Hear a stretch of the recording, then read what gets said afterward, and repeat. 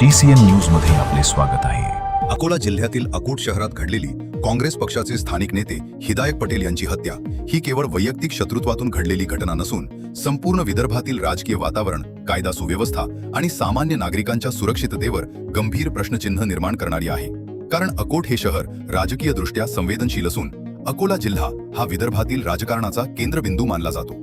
हिदायत पटेल हे Indian national Congress पक्षात सक्रिय होते, स्थानिक प्रश्नांवर ठाम भूमिका घेत होते आणि त्यामुळेच त्यांच्या कामामुळे काही शक्तींना अस्वस्थता होती का, हा प्रश्न या हत्याकांडानंतर अधिक तीव्रपणे समोर येतो। या प्रकरणात तपास यंत्रणेसमोर वैयक्तिक वाद, राजकीय आकस, आर्थिक व्यवहार, जमिनीचे वर्चस्व आणि स्थानिक गटबाजी असे अनेक संभाव्य धागेदोरे आहेत आणि त्यातील नेमका धागा कोणता हे शोधणे हा तपासाचा खरा कस आहे। या हत्येमुळे सामान्य कार्यकर्त्यांमध्ये भीतीचे वातावरण निर्माण झाले असून राजकारणात काम करणाऱ्या तरुणांमध्ये असुरक्षिततेची भावना बळावली आहे, जे लोकशाहीसाठी घातक संकेत आहेत। म्हणूनच या प्रकरणाचा तपास निष्पक्ष, पारदर्शक आणि दबावमुक्त व्हावा।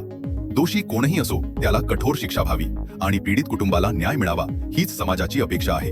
या हत्याकांडातील आरोपींबाबत पोलीस तपासात पुढे आलेल्या माहितीनुसार आरोपी क्रमांक 1 हा स्थानिक वादातून थेट कट रचणारा असल्याचा संशय आहे।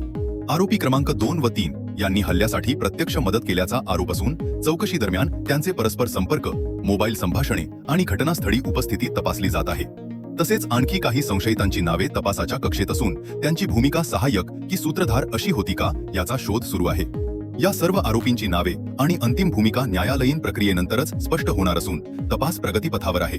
त्यामुळे कोणालाही दोषी ठरवण्याआधी अंतिम अहवालाची प्रतीक्षा करणे आवश्यक आहे। आम्ही केवळ घटना सांगत नाही तर तिच्या मागील राजकीय, सामाजिक आणि प्रशासकीय परिणाम समजावून सांगण्याचा प्रयत्न करतो। त्यामुळे सत्य आणि निर्भीड पत्रकारिता तुम्हाला महत्त्वाची वाटत असेल तर TCN न्यूज या न्यूज YouTube चॅनलला सबस्क्राईब करा, व्हिडिओला लाईक करा आणि जास्तीत जास्त लोकांपर्यंत शेअर करा। भेटूया एका नवीन घडामोडींचा, तोपर्यंत काळजी घ्या। धन्यवाद।